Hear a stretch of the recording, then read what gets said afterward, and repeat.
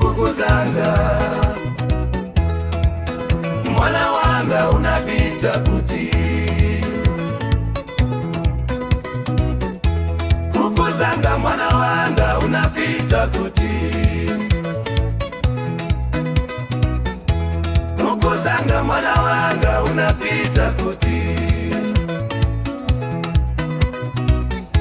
abambo wako mwana wanga anamwalira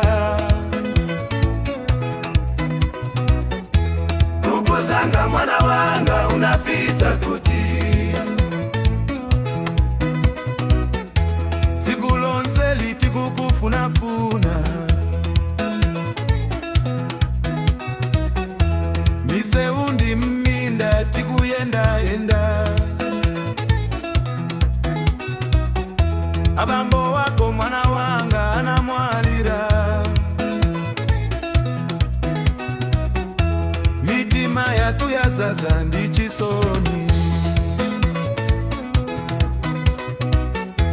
kukuzanga mwana wanga unapita kuti kukuzanga mwana wanga unapita kuti abambo wako mwana wanga anamwalira kukuzanga mwana wanga unapita kuti ine amayo wako nilini matenda maso anga adzaza ndi misozi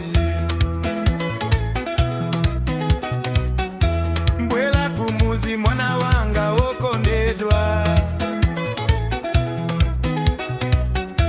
tikale pabozi monga kale kukuzanga mwana wanga unapita kuti kukuzanga mwana wanga